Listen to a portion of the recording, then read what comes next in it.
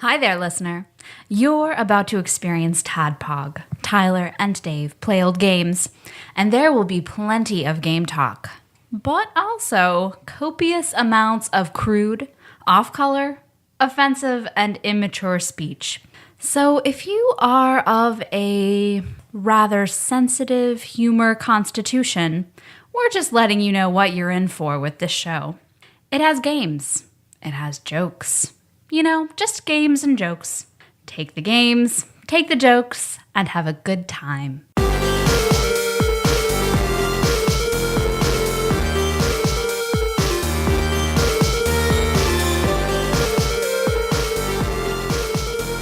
Hello, Internet, and welcome to another TADPOG podcast, a weekly show where two old guys talk about old games. I'm your bearded host, Tyler, and if you've listened to this show before, and if you haven't listened to this very first episode, then welcome. This is a great time to jump in on this week's game. I got to understand why you came. Mm-hmm. Surely you had your Google alert set for International Superstar Soccer. But this part, we usually tell a funny story about ourselves, so the listener can laugh, get to know us a little bit better, get to know who we are, make a personal connection.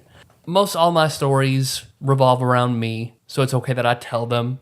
I give my own permission to myself to tell these stories. Mm-hmm. But this story I have today is a little lengthy, and it involves 50% me, 50% my wife. And if you listened to this show before, you know Meg, my wife is particular. She's particular about what gets out there. So she's on Kirby's Avalanche. Right. Mm-hmm. I asked her, I was like, I want to tell the suppository story. The suppository story. Thinking she'd be like, oh God, don't know. She'd pause. Okay. I'm surprised, but suppository not like it would have story. stopped you. If she would have been like, oh God, please don't, then I probably wouldn't. Because I know you specifically mentioned on the show before she's asked you not to tell a story and you tell it anyway. That's true. If it was just solely about me, then it was like, oh, no. But since she is a major part of it, okay, I don't want to tell it without her being okay with it. So what is I do enjoy having sex with her. What is the suppository story? Okay, as you know, David, I don't get sick very often. It's rare. You don't. And when I do get sick, I get sick. And the sickest I have ever gotten in my life was like a 24-hour bug I got when I was living in Murray. When myself, Meg, and Josh of Uniracers, Death and Return of Superman, and Mega Man X3 fame, we all lived together. And I remember I just started like shaking. I had a fever real quick. I just started vomiting, just diarrhea. Like it was just awful. Just like someone just flipped the switch and it was coming out of every hole. Can you describe in detail? Well, I'm about to. Because it gets to the point where it's just like, oh, fuck, I have to go to the hospital. This is so bad. I have to go to the hospital. So I'll tell Meg, okay, you got to drive me to the hospital. This is really bad. I have to go. I don't know if it's food poisoning. I don't know if I have like Ebola. I don't know. This is bad. How long had y'all been together at this point? Like, was this a trying period? This was right before I left for Sullivan. Meg and I got together in 2004, so we've been together for about 4 years. You're past that hump. It's okay. We've seen each other pee. We walk in the bathroom. There's in the bathroom at this point. It's fine. So she's like, okay. I get dressed. I just put on like an old pair of sweatpants, an old hoodie, and get in my car. I don't think she had a car at this point, but we get in my car. She gets in the driver's seat, and like walking to the car, I'm just vomiting, like I'm leaving breadcrumbs like Hansel and Gretel, just blah, blah, blah. The neighbor, who I rarely ever see, happens to come out, and she's like, oh, hey, and I just look up at her and just blah, vomit. I get in the car, and she's like turning the car on, and I immediately just have to open the door. I'm just vomiting outside. It's like, man, I can't go to the hospital. Blah. Why? Because I'm shitting. Blah. I can't control it. I'm shitting my pants in the car, vomiting. So she comes around, helps me get out, just shitting and throwing up, just constantly. I had just gotten a new cell phone like 2 days before this happened. And God bless her, she's trying to help clean me up. So as soon as I walk in the door, she strips me off, throws my shit-filled sweatpants into the washer with my new cell phone. Into the incinerator. But there's something I should have went. I get in the shower, hose off, get back in bed. I'm just shivering, blankets wrapped around me. Like, I don't know what to do. I can't keep anything down. I was like, well, my mom does have Finagrin suppositories. Call my mom. She has what? Finagrin. Finagrin? What is that? Finagrin. It's a drug for like nausea, like to give people who have headaches. It's like a painkiller, makes you really sleepy. Okay. But mainly for nausea and pain. Do you have dysentery or something? I don't know what it was. I don't know what it was. You still don't know? I still don't know. It was so bad. Okay. But call my mom. She makes like the hour drive, comes, brings in the suppository. My mom doesn't like that we're living together, but she can't do anything about it. So she comes in. I'm laying in bed, just shivering, wrapped in blankets. Her and Meg are standing there. Mom has the suppository. She hands it to me, and I'm like, I can't move. I cannot reach behind me and shove something in my butt right now. Especially not Finagrin. Yeah. I was like, when are you going to have to do it? Meg and my mom just slowly look at each other. Because, we're not married. It's serious. We're living together. We're dating. Mm-hmm. Mom doesn't approve of our lifestyle. Mom is sitting there looking at me. She looks at Meg. She hands Meg the suppository.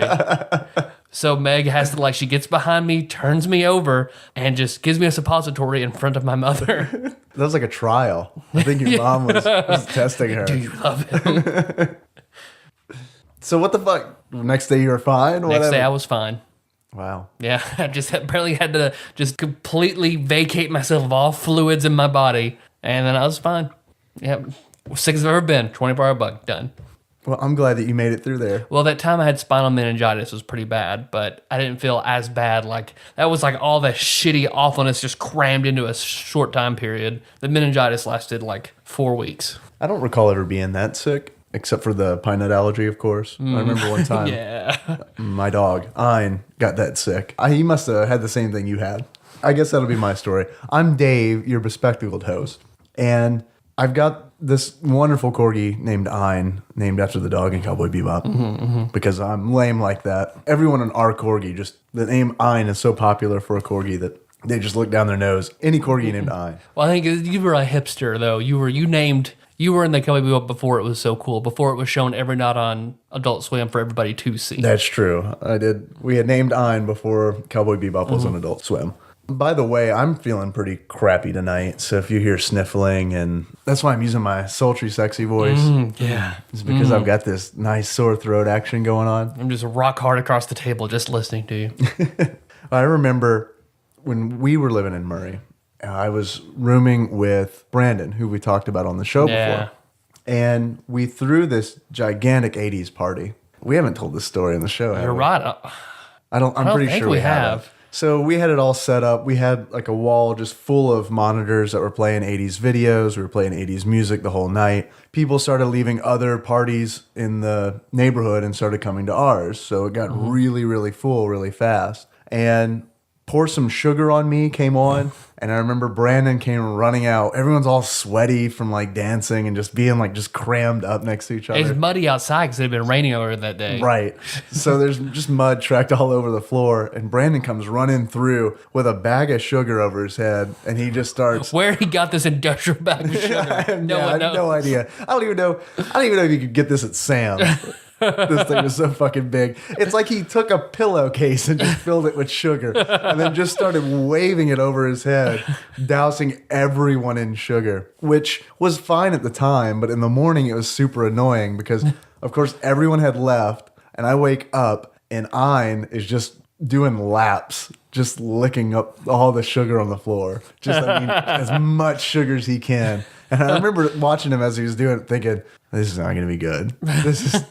No good is going to come of this. So I stop him from doing all that. And then I go over to Nikki's and I bring Ein with me. And it is not long after I get in the door, he just starts shitting and vomiting at the same time. Just everywhere. We put him in the half bathroom, put the baby gate up. There wasn't a whole lot we could do for him. He just kept getting sick and sick. And then once the floor would get just full of dog stuff, I would take him outside and then bring the hose in and hose out the bathroom floor. Oh, God. That's how bad it was. And the side anecdote about that, you had an 80s costume contest. I did. You'd advertised 80s costume contest. You neglected to say what century of the 80s it was. That's right. So Jacob York shows up in an 1880s Oregon Trail-ish costume. Yeah, he was a general storekeeper from Oregon Trail. And would only speak in in Oregon Trail terms. Can I have an ox? Sure, we don't need 2 oxen. And he won the Rubik's Cube prize. He did. So enough shit and vomit, Tyler. For now. Yeah, for now. Enough literal shit and vomit. If our listeners have made it this far, maybe they'd like to know what you've been playing this week. Yeah, I hope John and Sullivan's not eating lunch. All right, well, this week, besides playing this game, I started my own personal challenge to myself this week. Okay. Is it a masturbation challenge? No. I did those in middle school. It's fine. 5 times a day for a month. When I first did it, I thought I'm going to do this every day. But after you did Immature Gaming Month, I was like, I should do something as well. So yesterday I started play my whole Steam library in alphabetical order. You're a madman. I mean, it's not like TADPOG where if I don't like the game, I'm still going to slog through it as best as I can. Like if I've got a pretty big Steam library, a lot of it from Humble Bundle, so stuff that like I wouldn't normally buy is on there. So if I don't really like it, I'm going to give it an honest shot. But then I'm not going to waste my time. I'll just move on. So this week I played A Virus Named Tom. Okay. That's at the top of my list. Yep. Too. Yep. So that's up there. I got about 3/4 of the way through it before I was just like, no, this is not worth the stress and frustration it's causing me. What kind of game is it? I haven't tried it yet. It's a very cleverly disguised puzzle game where you play a virus named Tom who's infiltrating the corporate headquarters that fired his maker. So you're infiltrating to fuck up all their systems out of revenge. You're fighting Dr. Mario. You're almost like you're Dr. Wily coming against the Dr. Light Corporation. You're a computer virus? Yeah, you're a computer virus. Not a biological virus? Nice. Nope. You come in and it's all about... He's basically a fancy pipe fitter because you're connecting pipes to take 2 different energy sources and hook them up, and then allows your virus to flow through to the object. So is it like the mini game in BioShock, the hacking mini game? Sorta. That's what it just slowly builds on itself. Yeah, because there are squares you can't pass through and barriers, and then there'll be security bots that are chasing you that you have to avoid, and they keep stacking on the challenges. Eventually, like you can't see the pipes that are there until you do something, and the viruses it starts stacking up, and it's always the time on it is so tight on like every puzzle. There's a time limit on each one? Yeah. Like you have to steal energy in order to lengthen your time, and it's just certain levels were they just weren't fun. Overall, it was, even at the best, it was only okay. So if 3/4 of the way through it, okay, I got all I can get out of this game. Got it for $1 in a Humble Bundle. Sure, all right, I'm good. Yeah. So the next was Alan Wake. I had played and beat Alan Wake already, so I skipped that and started Alan Wake American Nightmare. How far are you into that? Because I heard not so great things about it. It's certainly not awful. I think I've played it 4 hours, and I feel like I'm probably pretty close to the end. It's not very long. Okay.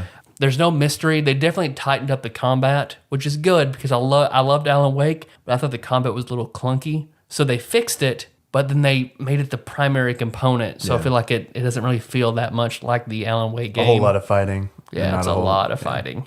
You still collect manuscript pages, trying for him to piece together. The villain, Mr. Scratch, is still there, and his interaction is interesting. Watching him on the Bright Falls, you find the televisions to the Bright Falls show and Night Falls show. But yeah, it's him going through 3 different scenic locations, each one with a different sexy lady he has to save. Okay. So yes, he's married, but each one, like the first time you walk into a garage and find like a sexy mechanic, and then you find of course she has like overalls tied around her waist and a skimpy top, and then you go to an observatory. Is it Halloween? I don't know. It's set in Arizona. Got a sexy mechanic? You got a sexy witch? Well, you find the sexy scientist in the observatory, and he even comments like, "Do you always dress like that when you go to work?" She's got like a sexy black dress and a lab coat on. She's like, "No, I just came from a lavish party," and you have to save her. Whatever. And then why do you have this? Humble Bundle. I must have missed that Humble They Bundle. had the Alan Wake. It was like the first weekly Humble Bundle they did was the Alan Wake bundle. And then when you get to the drive-in, you walk into the drive-in manager's office, and as soon as you walk in, there's a woman who's been touched by darkness, and she's like, "Oh, it's you. I'll do anything for you. Don't touch me there." And you have to save her, and then she's very thankful. Mm-hmm. So it's just like, okay. Show me on the doll where the writer touched you. The writing just definitely, it falls short. The combat tweaked up a little bit better. It's fun. Cool. So I'm not sure what's next. I'll have to look. I think it's Awesome Knots after I'm definitely going to beat American Nightmare. And then Awesome Knots will be next week. Cool. What have you been playing? Plants vs. Zombies 2. Still my toilet game. I know you've been curious about that, making good progress. Now you're sick. I'm sure you're making good progress. Yes. Collecting stars like crazy. Nikki and I are still playing Final Fantasy 14. We just got our airship passes the other day. Miller of Populous fame totally putting us to shame because he's already max level. Dragoon. Well, he's the master of MMOs. He really is the master of MMOs. Also, I've been playing Fez. I picked it up in the last Humble Bundle. Nice. And started playing it today. Probably only about 4 hours in. How do you feel about Fez? It's okay. Yeah. I like the platforming a lot. I like the perspective mechanic. It's like a 2D platformer, but you use the right trigger and left trigger to rotate the world three-dimensionally. So everything hinges around that. And it's really, really fun at first, but it starts to get old, I feel like. There isn't a whole lot of momentum. You explore the world, and you don't get a whole lot of direction either. So I'm at a point right now where I don't really know what to do. I'm just going to keep exploring, I guess, until something makes itself known. Definitely worth the $1. Yeah. I mean, it's good. I would recommend it for the music alone because I think the music's fantastic. And the art direction's really good, too. There is a part in the beginning where the game glitches out, and you have a BIOS boot screen that comes up that's all like mocked up really nice. And then the game title screen reloads again, but this time it's glitchy and it's got like kill screen artifacts and stuff on it. So that's nice. I like games and books and comics and movies that break the fourth wall. And Fez does that pretty much early on in the game. Okay. I finally got hooked by Emperor of Thorns this last week. Oh, yeah? It took me a little while listening before it. Because I feel like that point in every book where it's just, if you're changing gears dramatically, if you go from like sequel to sequel, I don't really find that. But if you change gears from book, whatever, like book series to book series, like I find it hard. And it had been a while since I listened to King. So going to Emperor, like it just took a while of me kind of slogging through before. King from Tekken. Right. I prefer Armor King personally, but King. It took a while before it, but once it did, like I've been listening to it a lot. I'm almost done with it. Cool. So it's gotten much, much better. And the anachronistic elements that I did not like are used much better in this one. Good. So I've been reading Neuromancer by William Gibson. yeah. It's the birth of cyberpunk, essentially. International Superstar Soccer. Yep. We've wasted a lot of time not talking about this game. So I think it might as well know that our frequent listeners know that we just fucking loved this game. Loved it. Oh God, we were just so excited to just get into this one. Man, sports guys. Love sports games. Yeah. We're ballers. Yes. Hardcore ballers. Tyler, did you ever play this game as a kid? No. I played Little League soccer for way longer than I should have. So you played real soccer. Hardcore. What, Little League soccer? I didn't know that was a thing. Yeah. I knew there was Little League baseball. I think I played for like 4 or 5 years. So naturally you were good at this game, International Superstar Yeah, as Soccer. good as I was at playing soccer growing up. In like the 4 or 5 years that I played soccer, I scored 1 goal. 1 goal. I'm impressed. Yeah. That's a lot more than I ever scored. I know there's a goalie. I know there's a striker and a midfielder. I was always a midfielder, so I assumed it's a position no one really wants to play. You already know more about this game than I do. I played for a season in middle school, and it was the most frustrating experience ever because we had a coach that apparently just assumed that everyone knew how to play, and maybe half the kids knew how to play soccer, but the other half were just like, kick the ball. Take the ball down that way. And the only thing I really remember about that is running laps. So soccer was pretty much track for me. But you like track. Yeah, I love track. It's easy because there's no fucking ball. You just fucking run fast. I didn't play this game as a kid, but I was part of a student exchange program where over the summer I went to Swindon, England to live with the family there. And I remember... I don't know this about you. I don't know. I don't talk about middle school me too much, I guess. You should, apparently. I lived with this kid named Giles. I remember being super excited because his name was spelled like Guile, but with an S on it. So I just imagined I was going to be living with Guile from Street Fighter. Not the case. He was a really nice kid named Giles. I was disheartened when I learned how to say his name. I remember it was like the first night he asked me, he's like, do you like video games? And I was like, yeah, I like video games. Do you have any? He's like, yeah, I do. Let's play. It's like, great. So like he takes me to his room and he's like, just take a look and pick out whatever you want to play. I was like, awesome. I look and it's like all sports games. Every single game is sports games. He had like 20 games. All of them were sports game and half of them were soccer games because he was obsessed with football. Oh, man. And we played a game that was similar to International Superstar Soccer. And God, he just fucking crushed me. Like, it was not fun for him or me because, like, I couldn't offer a challenge. And then, like, he had mastered it. So, for fucking get it. I had no idea you did that. How long did you stay over there? 4 weeks, I think, in England, and then spent some time in Ireland and Scotland. That's awesome. I wish I had done something like that. I didn't want to leave because I would go to school with him, and, like, all the English girls would always be like, will you go out with me? Will you go out with me? Like, I mean, it was like every day there'd be like 5 of them. I remember asking him, is it just because I'm American? Every time they were like, yes. At least they were honest. All right. So I remember thinking, like, as a kid in middle school, I was like, you know, if shit doesn't work out in the United States, at least I know. At least I know that I can go to England and I can get a girlfriend like that for being American. I'm sure it's different when you're not 12. But I played soccer, scored 1 goal on a kid who, the whole time he was goalie, only 1 goal ever got scored on him. God, I didn't mean to hijack your story. I thought you were done. No, that's okay. Your story's better. But I was the only person who ever scored a goal on him. That's because it was sort of I was very close to him and kind of ran into each other. Like and you were close, like you were friends. We became friends after years later. Like, this was in elementary school, and then in middle school we became friends. But it was like a thing where I ran into him, and like then he kicked the ball in like himself. Like, it was kind of a hazy situation about my 1 goal I ever made, the 1 goal I ever scored on him. I honestly do think he was a little bitter about it whenever we became friends in middle school.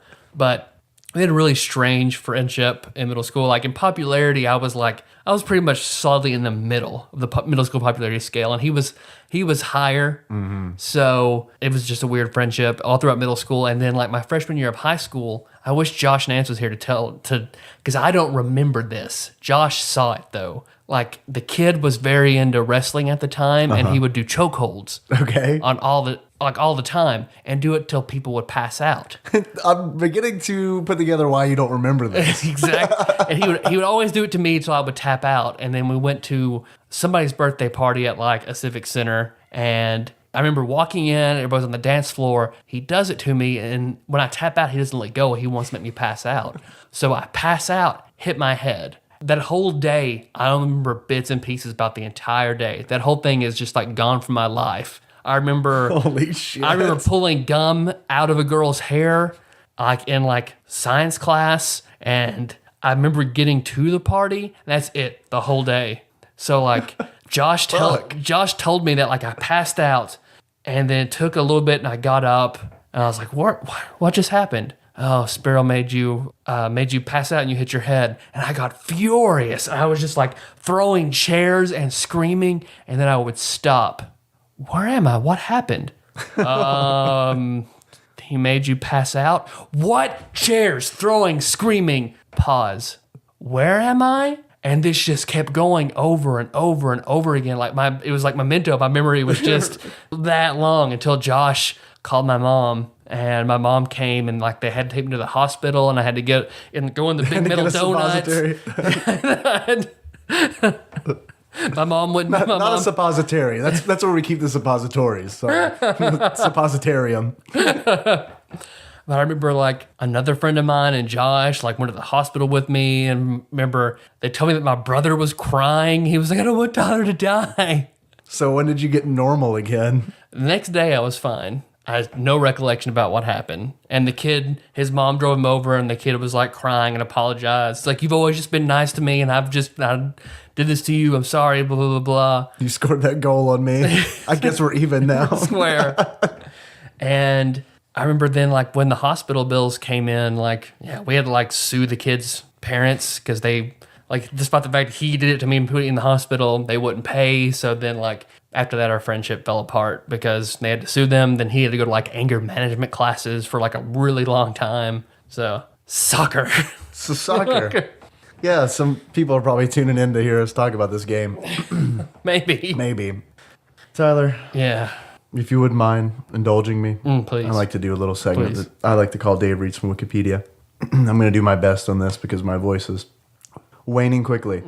Guys, International Superstar Soccer is the name of a series of football video games developed by a Japanese company you might have heard of called Konami. The series had its origins with the Nintendo, the original NES, late in 1991 with Konami Hyper Soccer. It was Konami's first soccer game on consoles. And while that's not technically a game in the series, that game was successful enough for them to develop a game called Jikyo World Soccer Perfect 11.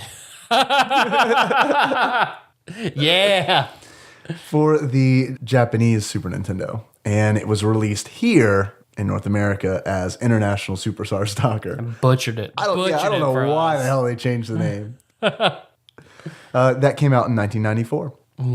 And these 16-bit titles, Tyler, in many terms, they were considered to be a step ahead from other contemporary football games, including FIFA International Soccer. And FIFA 14 just came out. I thought about picking it up. For PS2, because it's the last game for PS2. Oh, really? Now PS2 is dead. Yep. I didn't now is it dead? I didn't know that. It's huge in like Brazil, where they don't have a lot of money to spend on video games. Like the PS2 is massive over there. So they get PS2 editions of like current games all the time just because that's their main system. No, I didn't know that at all. I wanted to rent it for PS3. And then I noticed that Redbox only had it for 360. And I was like, I've already boxed that up. Like my 360 is already in the closet. I've got my PlayStation 3 hooked up still, but I'm not going to go dig that fucker out just to play this game that I don't even really want to play to compare it to a 1994 version of soccer. If you listen closely in the future, we'll be hearing Micah Purdue crying. Lord Mike just weeping, just sad tears about the 360 being boxed up. Sorry, Lord Mike. I mean, what am I going to do? I will give it credit. That's, I think, a second gen 360. It's never red ringed on me or anything. So it's so old that it's the white plastic that now it kind of looks like, now it's kind of beige. Yeah. Like the bottom half of all Super Nintendos. Right. Yeah. All right. Soccer games in general. I haven't played a lot of soccer games, just a few. And I feel like they all have the same problem in that... It's soccer. Well, the soccer field is so big, and the way the camera is on the soccer field, it just doesn't work very well for me. Because at least a football game, usually you can see the whole... the whole field or whole court. Right. Or in basketball, you can see either the full court or half at a time. That's totally manageable. Right. Soccer, on the other hand... It's just all green, so unless it's the goal, it all looks the same, and then trying to pass back and forth to each other, it just... And that's super important. The passing is super important, I found out. Yep. I don't know, it's weird. It's not a good idea to be a guy on the other side of the field running it the entire way. I don't know. Never seemed to work out for me.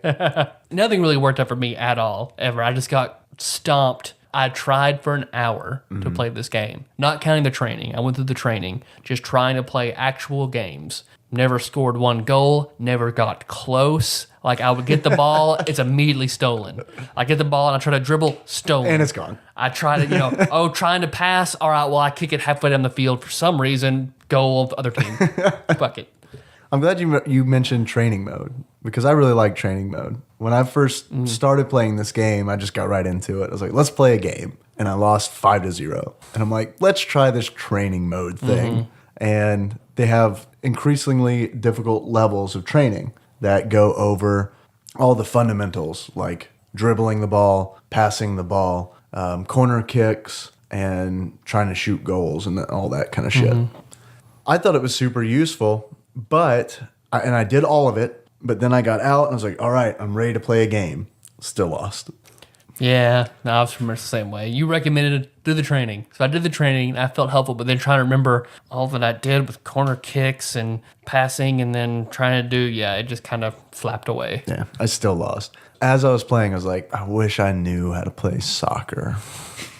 It's not just soccer games, but I feel like all sports games, the majority, it's not every one of them. I'm not a Sith speaking in absolutes. The majority of sports games are just so incredibly insular. You have to be part of that world to enjoy a game. There's no like someone who doesn't really like this sport very much will find this kind of game fun or can really even break into the world at all. Yeah. I love the training mode. I'm so glad it's there. It wasn't totally useful in practical terms, but the fact they put it in there, that speaks volumes. I think that's really good on their part. Well, and it's cool the way they did it too, because even the training mode is competitive because they rank you at the end based on how long it took you to go through and how many mistakes you made. So I thought that was cool that there's a ranking leaderboard at the end of each training mission just to let you know how you did.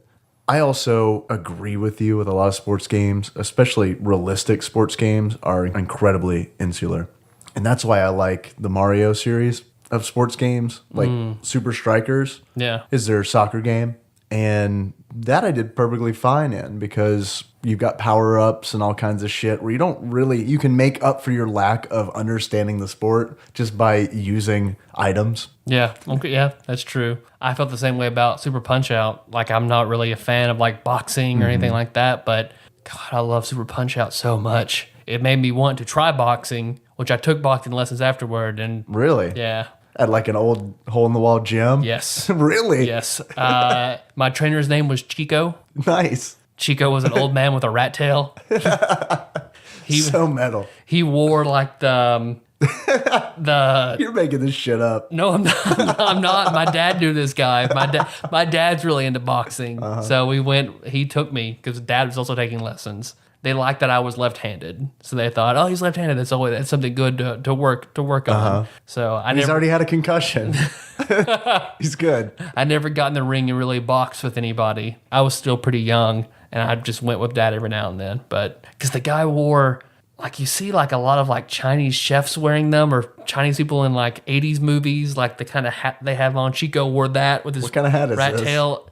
It's like the hat that Raiden wears? No, it's like a tight-fitting cap. Like a skull cap kind of deal? Sort of like a skull cap, yeah. It was very Asian like style. ties in the back? No. No, okay. No, So it it's just not like a slips monk on. AF. No. Tyler and Dave talk about hats. Some people like our stories. Some people really like the games. Right, a lot of people like the games, and we're not delivering on So that. it's like, I'm sorry, we don't have a whole lot to say about the game. So I'm sorry, people who are in it for the games. We'll come back next week with a lot better game We talk. promise. We promise. If we don't, you can have your money back. I thought the game looked good. It did. It looked a lot better than a lot of soccer games that I remember from the 90s. Yeah, my only, I guess, complaint graphic-wise is that like all the only men on all the soccer teams and all the men. Yes, I'm outraged about that as well, Tyler. Yeah, all the men looked on the same team. All looked the same. It was like each team was a clone of the same man. And not really. and the variation between the men in different teams was basically hair length. Yes. Okay. All right. I was about to say they had different length hair, So and they did different colored hair as well. Oh, I just wanted a lot of short or long brown hair, and their team uniform. Who was your go-to team? Italy. Italy. I went to Brazil because I just remember, and I could be mistaken. Like I could have just been playing this completely on a lie. But when I first started the game up, I was like, Brazil, man, they were good in the 90s. You're not wrong. Okay, great. I remember that. I remember Brazil is like always the team. Like that's the soccer team. I just chose Italy because I did enjoy the description of each country's team, telling you their strengths and weaknesses. What was Italy's? Strongest defense in the game. There you go. So I was like, all right, Italy. I'm on board Italy. I didn't even read them. I didn't, because I was just like, I'm going to try. I tried 3 teams. I tried Brazil. I tried UK, because, it's fucking UK. And I tried USA, just because let's have a little national pride. I thought USA was the worst. Probably was. Because I think we generally are considered one of the worst soccer playing countries, but it's because we don't really play soccer. We're going to get corrections on that, I'm sure. Probably. Like as much as I remember all my knowledge of soccer is like USA's pretty bad. I remember seeing on the Daily Show that we're getting better, but we're pretty bad. It's just not a part of our national history. Kids don't grow up playing soccer here like they do in every other country in the world. Right. We don't even call it the same thing here. That's how it's just not a thing. So But I remember I enjoyed all the descriptions, although I didn't understand a lot of them. Like, some of them talked about their goalies being strong and their midfield game strategy being favorable, but they were weak on their striking position. So a lot of variation between all the teams that I didn't really understand. They were color coded. I like that. Like green meant they were more offensive, and red meant they were more defensive. I think so, because players' names were highlighted in those certain colors. Yeah. Like, some countries would have an overall description, and then some teams would be like, this player is just really good. Right. So, okay. I think it's interesting you talked about how, all they have different length hair for all the team members. Mm-hmm. They're based on actual soccer players, but they didn't own the rights. So it's one of those situations where they modeled everyone to look like a player, and they had the same numbers and everything, but they didn't name them their actual names because they didn't want to get sued. Gotcha. Okay. And this is actually the first little bit of trivia for you. This is the first soccer game to display jersey numbers. Okay. I think that's why it's on the list, or is this just like the best soccer game for the Super Nintendo? I think this is widely seen as the best soccer game from this era. Because I know I've heard people even talk about soccer games that came out on the PlayStation 1 that they didn't think they were as good as this game. Okay. Can see it. I didn't really play a lot of soccer games. No, me neither. So I can't really sit here and be like, and it was. Let's critique this soccer game. Let's just dig into it. Because I played the 10 that Giles had, and I can't remember a single fucking name for one of those. It was so sad because like, well, maybe I'll be good at this one. Nope. No. Do you have Mario, Giles? Do you have Mario? Super Mario World comes with the Super Nintendo. Where is it? So I think what it really comes down to, I think for both of us, I think we can both get behind this statement. When it comes to soccer, if it's not ladybugs, we don't give a shit. I'm so glad you brought up ladybugs. Yeah. If it's not Jonathan Brandis in a wig or Rodney Dangerfield, we don't give a shit. I know we've talked about it before, but it still makes me so sad that they're both dead. Let's just mourn the loss of Jonathan Brandis and Rodney Dangerfield just one more time. That strange suicide pact they arranged. If I commit suicide, me, 18-year-old boy, then you, 80-year-old man, have to die shortly after. Deal, kid, deal. I actually listened to another podcast the other day where they talked a whole lot about Rodney Dangerfield. And I knew he was old, but I didn't realize how old he was. Like, how old was he? He was in his 80s when he died, and he's like the first generation of like stand-up comedians. He's like, he was one of the people that tore in there with like Lenny Bruce, and like he helped set the standard. Like Jerry Seinfeld, and he plays the king in Robin Hood Men in Tights. Richard Lewis, like they're like second generation. John Goodman. No. I've seen like one of his stand-up bits, but he's somebody like I want to see more of his stand-up. I want to see like Rodney Dangerfield through the ages as his stand-up progresses. I want to see the Rodney Dangerfield Super Nintendo game. Yes, please. Where you play John Sullivan, let's work on this. Each one of his movies is a level. Is there one where he's on a train? There has to be a movie where Rodney Dangerfield's on a train. I thought the music and training mode sounded like Mario Kart. Just figured I'd say that. I think that might be one of the reasons I liked it so much. One of my first games was against Nigeria, and it was just fucking drums. And it was like so fucking tense because it's like I don't know how to play this game, and it's just it's like I feel like I'm gonna like a fucking lion's gonna come out and maul my players. I guess we should watch Kicking and Screaming at some point together just to expand our soccer movie repertoire beyond Ladybugs. We should have watched it for this episode because this is not a good episode. We're sorry. This We're is sorry. not a good episode. We don't know what to say. We're sorry. We just have stories. We have random commentary. We're sorry. Some games just aren't going to ping with us. We're This is sorry. one of them. I've got some achievements. Yeah? Yeah. You ready to do them? Let's do them. I don't know what else to say. Let's get this fucking over with. My first achievement is Sieg Heil. Oh, fuck. Never mind. That's when you have to win the world tournament as Germany. There we right. go. That's one. And then the only way it'll happen, which is win the world tournament as the United States. Oh, okay. So the only way that's going to happen is if you do it in a video game. I don't have achievements. Well, you just keep thinking about countries that would you get a different achievement each time you win the tournament with each the difference. Even as I was playing it, I was like, I don't have fucking achievements.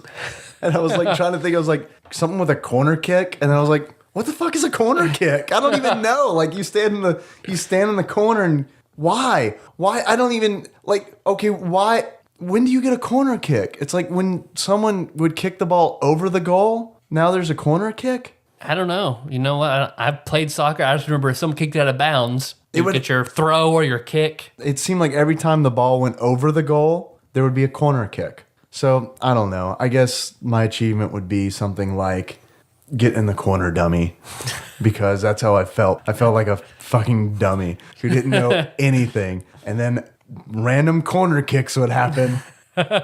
Yeah. I thought, kick the ball. What do you get that for? Kicking the ball.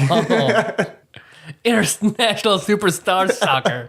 TADPOG style. Good luck, Yank. That's my achievement. Yeah, so we welcome call-ins next week with International Superstar commentary.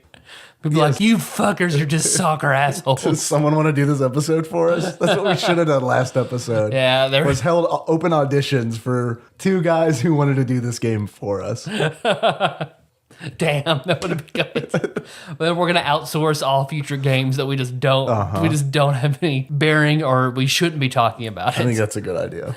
Tyler. Yes, Dave. We haven't talked about this game a whole lot. No, Dave. But I want to end this. I would like to end this. Normally I say, I had a lot of fun recording tonight, Tyler. A lot more fun than playing the game. I will say I've had probably more fun recording tonight, but I just feel like... That's not a heavy... It's not something to clear a high bar. I mean, don't get me wrong. I enjoy talking to you, Tyler. I like the time that we spend together. However, I do feel like this is not a fruitful episode. Let's just come clean. So whoever just like, you know what episode I really enjoyed? Their International Superstar. God bless you, listener, whoever you are, if you exist. You probably don't. No. So we're sorry. There's not much we can do. Tyler. Yes, Dave. If you were to give this game a beard, what kind of beard would you give it? I did a little bit of research for beards and glasses. Okay, good. So for the beard, I'm going to give this Alexi Lawless's goatee. Who is that? Alexi Lawless is Alexi. He is a... Sounds like a girl's name. That's his name. Sounds like a porn star, actually. He is a ginger U.S. soccer player. He retired several years ago. But he was, I believe, like, for U.S. soccer, he was pretty good. He had a huge fro of red hair and a very, very long, bright red goatee. All right. If people say this is a good soccer game, we're going to give it a red beard. We're going to give it Alexi Lawless. He's a soccer player. Nice. His red beard. Let me just guess your Google search term. Beards in soccer. Well, I remember the name Alexi Lawless, so I Googled his picture, hoping. Yep, had a beard. Tyler. Yes, Dave. If you were to give this game a pair of glasses, what do you think? What would we give it? I would have to give this. It's a good pair of glasses. Mm-hmm. Edgar Davids glasses. I don't know who that is either. Edgar Davids is a soccer player. I'm gonna fucking strangle you. He is Larry David's brother. Edgar. He wears glasses. Also played a little soccer. He coached your little league soccer team. He apparently this guy has like a grass allergy, so he wears these special glasses to help control his allergies in his eyes. This guy sounds really cool. So yeah, he's got his allergy protective eyewear he plays during games. So Edgar Davids' glasses. Why would he wouldn't he plays hockey or something instead? He was on board. Like, I love this game. I'm not gonna let these allergies stop me. Special glasses. Some people called us. Yeah. Let's play them very slowly and talk about them a lot. Tyler, Dave, it is Paul Quill.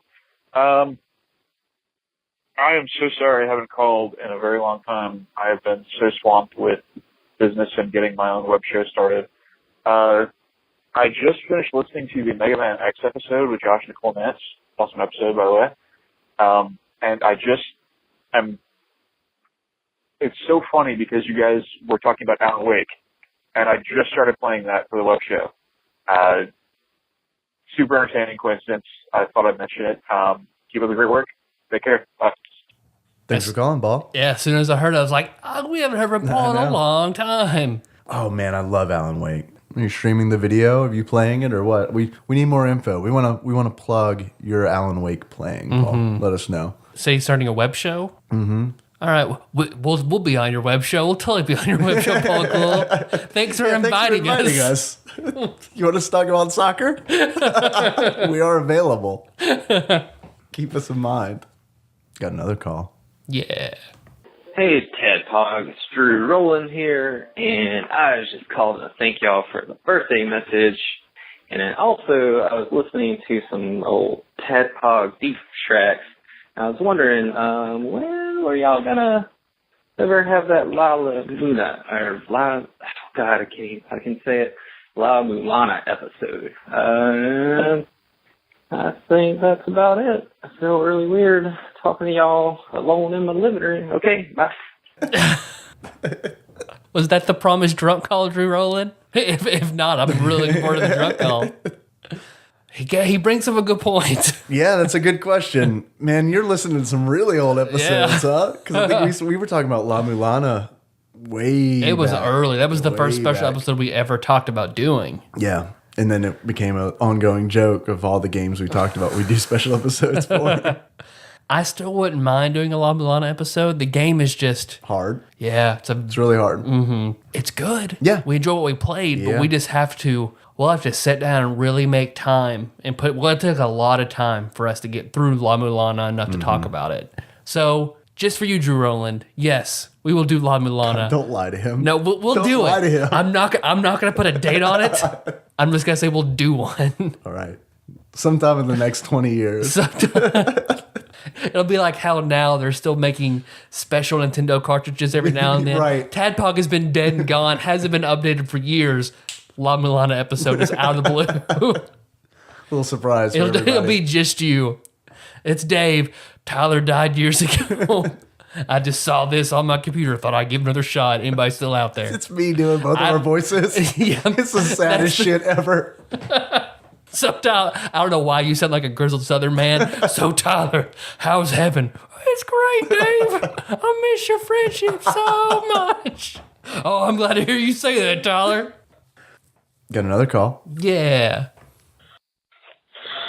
Good afternoon, gentlemen. Lord Michael Purdue here with this week's Would You Rather.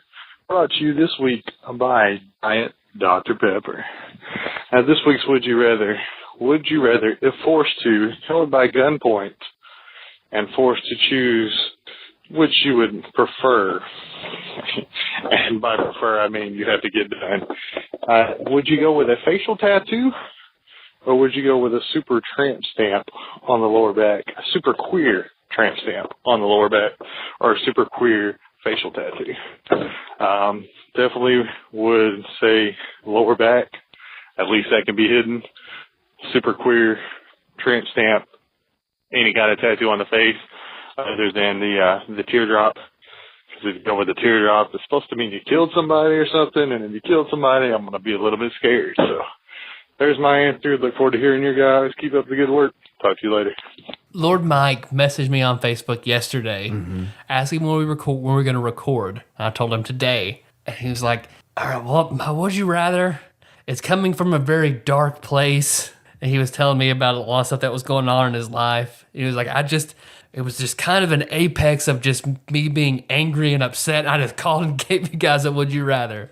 So I was like, I look forward to hearing this. He's like, I don't know how you're going to deal with it. It's kind of weird. I know it's out there. There you go.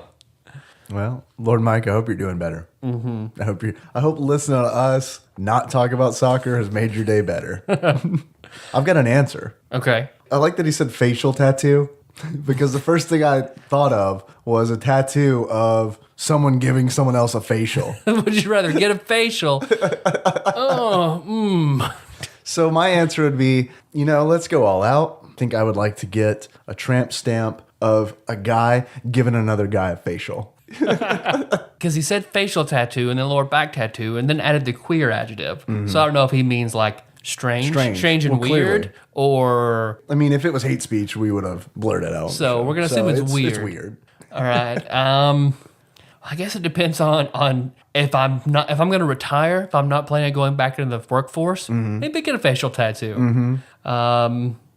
Who you want to give it to you?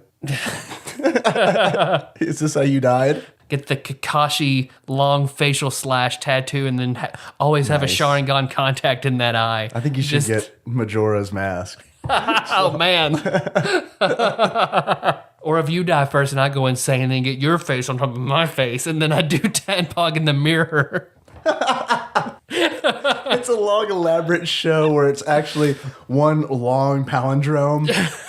Oh god. That would be amazing. It's an hour-long palindrome where you play it forward, it's you. You play it backwards, it's me. Some very talented, devoted fan splice that together. But the best I can do is Taco Cat is the same backwards and forwards. A man, a plan, Panama. There we go. You've got our 2 lines. Got another call time. Fourth call. We haven't had a fourth call in a while. I know. They're really helping us out on this horrible episode. Fellas, what's up? GK's cousin calling. I was browsing Reddit earlier today, and I was on the Ask Reddit subreddit, and I saw a question on there that I thought would be a good one for Tadpog to answer. So the question was, what is the craziest thing a stranger has ever said to you? Now, I think I actually have a pretty good example of this myself, so I'm going to share that with you now. A couple of years ago, my wife and I were walking to get something to eat in Baltimore. And we were walking down the street, and there was this homeless man, or appeared to be a homeless man, standing on the side of the street, on the sidewalk, with what looked to be about a 4-foot-tall artificial palm tree strapped to his back so that the leaves on the palm tree were above his head like an umbrella. And as we're walking past this guy, he goes, "Excuse me, do you know how to get to Papa John's?" Now, we didn't think this was such a strange question because Papa John's is only a few blocks from where we were. So I proceeded to explain to this gentleman how to get to Papa John's.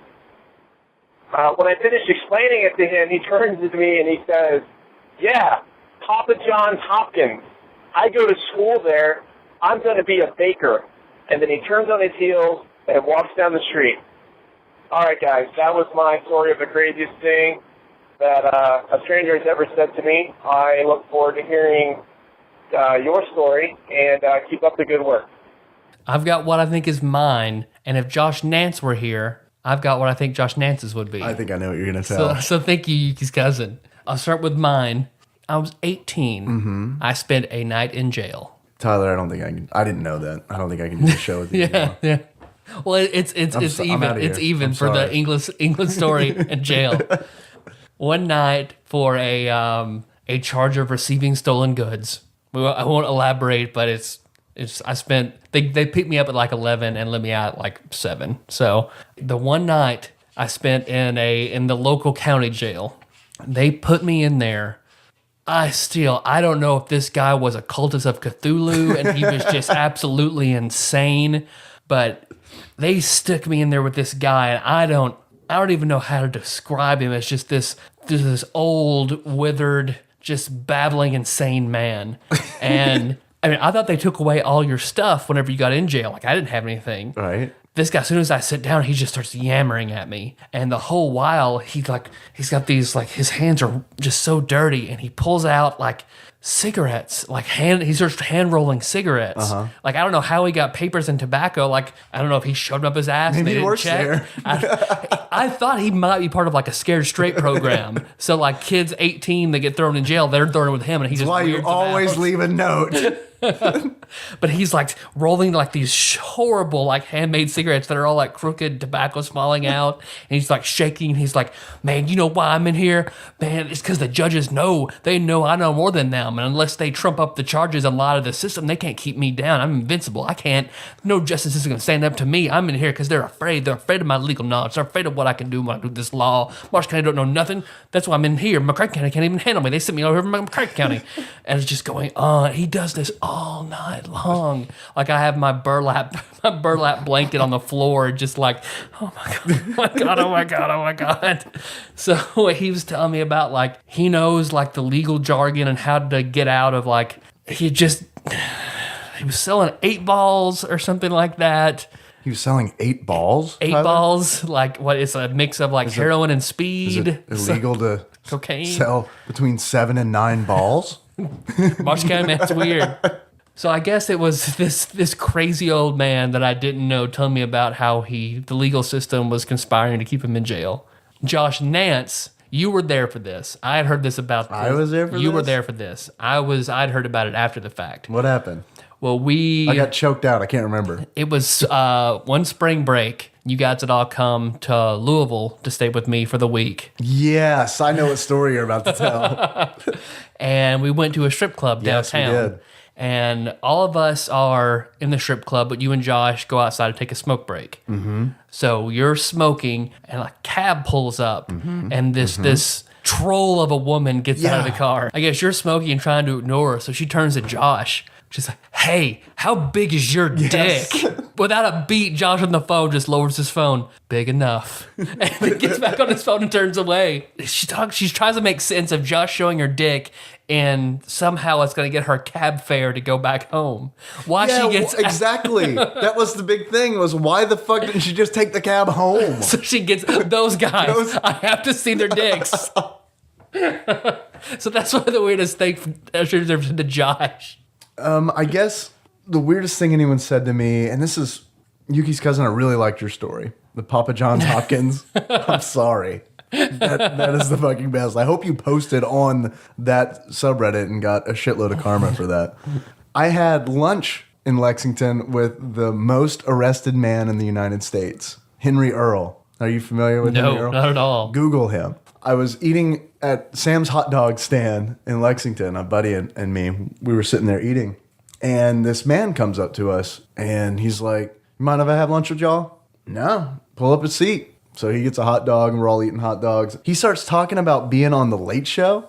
And my buddy and I just kind of look at each other like, this guy's crazy. Clearly this man is crazy and like, we're just going to go along with it. And he's like, yeah, it was a lot of fun, but they didn't let me say all the things I wanted to say. And it's like, oh, okay, man, cool. We finish our hot dogs and we go back to work. As we're walking, my buddy was like, that guy looked familiar. He's like, I don't know. So we did some research when we got back to work. It's Henry Earl. He was on the Late Show for being the most arrested man in the United States. That's pretty good. I have a link to that in the show notes. Yeah, perfect. Okay, any more calls? No. I got people to thank. We got people to thank? Yep. All right. For Facebook shares, Matt Barger, Lord Mike of Purdue, Nicole Nance, Dennis Robinson. Thank you. For tweets, Lord Mike, Tony, and Nicole Nance, who you told me she gave us a very nice tweet. She did. And also, I mentioned last week how much she loved random dick pics. You did. So did she get any? The next time I saw her, Josh asked her, or she said, as soon as she heard that, she was like, "Oh God." When I checked, all 12 people who listen to this show are gonna send me dick pics. when I get home and check Twitter, it's gonna be crazy. And then when she got home and she didn't have any, she's a little upset. She was disappointed. So at the same time, she's like, "Oh God, those assholes! Why don't I have any dick pics?" So it just reminded me of the Julie Louis-Dreyfus skit at SNL where a homeless man comes to a nice restaurant and hits on all the girls but Julie Louis-Dreyfus. And then, like, she gets upset about it. And the other women are like, why are you hitting on our friend? Who? That gross woman? No. Like, they ended up, like, paying the guy to say gross things to her. And he goes up and he says awful things to her. And she's like, oh, my God, that's so gross. Like half smiling, trying to. So just remind me of Nicole, like, I don't want any dick pics. Please stop referencing SNL because I cannot find a fucking SNL It's video hard to do. for my life. Because every time you mention an SNL skit, I'm like, that sounds like an awesome thing for the show notes. However, I cannot find it anywhere on the internet. Copyright shit on that is tight. Lorne, what are you doing, Lorne? We just want funny things in our show Come notes, on, Lord. Lorne. I do have one segment for kind words. Ashley Shake sent me a message last night that On Steam. On His Steam, preferred method his of- preferred method of communication, Steam. He had just reached level 10 in Steam, like your Steam badges. Yeah. And apparently, when you're level 10, you get to add something public to your profile that everybody can see, and you get to pick from a huge list of things that you want to choose, like your favorite game or your favorite achievement, something about yourself. He chose TADPOG. Nice. So right beside his picture and Ashley Shake, as soon as you click on him, you just see a big picture of Tadpog. Nice. He's like, it's my favorite, so I had to go put it up there. Nice. Thank you, Shake. Thank you, Ashley Shake. I was like, We we'll have a give Steam you. group? Yeah, we do. We do, sort of. How can someone, like, what do you do? Someone wants to join it. How do they join, Tyler? I think you just. I don't know. You search Tadpog and then join. Then whenever somebody gets on, we just accept. You're in. Cool. You're there. Well, hey, come join us.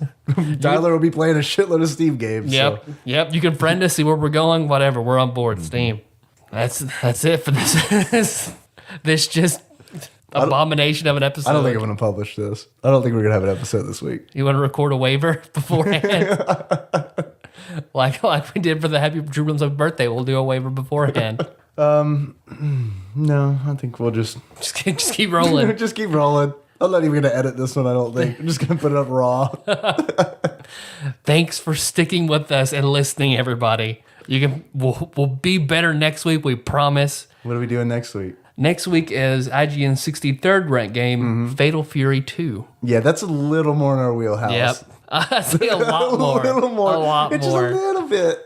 Like the Venn diagram for soccer games Dave and Tyler like, it's two separate circles. There's no overlap. Thanks for listening, everybody. You can find the show on iTunes or Stitcher. So to miss the next episode, we'll be talking about Fatal Fury 2. While you're there, don't forget to subscribe, give the show a 5-star rating, write a review. We love them. We're just gonna give shit away. We don't make anything for the podcast. We're losing money on the podcast. We lose just money. because we want people to like us so much. Don't worry, guys. We'll be back next week with more Tadpog goodness. In the meantime, if you can't wait, find us on tadpog.com. Why not? You can go there, check out the show notes and all the non-SNL videos that are there. Yeah. Too bad we don't have any Mad TV references. Why would we? No. We We're also sorry. We apologize, MTV fans, Mad TV fans. We've also got a Facebook page. We're at facebook.com/tadpog. There's some good conversations going on. There's also some good art from time to time. I know John Sullivan, very talented gentleman, has done some nice art that we're probably going to be posting this week. Yeah. So come and check it out. You can follow us on Twitter at tadpog_podcast. It's cumbersome, but hey, take it or leave it. Yeah. If we know people who have at Tadpog, tell them to give it to us. That fucking guy has like one tweet and doesn't even have a profile pic. So is there a way, can we lobby a campaign to Twitter to like just give us Tadpog? We need to just keep messaging that guy. Ugh, what a dick. If you want to be one of the really cool people who calls us, give us a call. Tadpog hotline is 270-883-2555.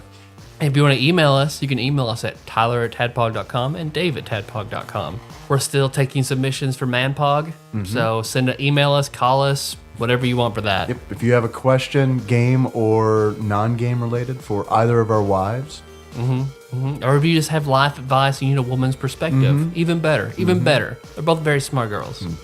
Tyler, Yes. our intro song is Moves Moves. by Scott Ladd.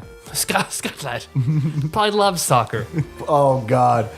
I would not want to play soccer against Sycamore Drive because I'm sure with our powers combined, Tyler, he'd probably still beat our ass. Sycamore Drive's track can be found in the show notes at tadpog.com. That is a show. Let's bury this thing. In the meantime, if you oh, God. In the meantime, if you can't make, oh, my fuck. Nicole's gonna love this shit. Especially if it goes up unedited. God. She's gonna be laughing at work and get written up.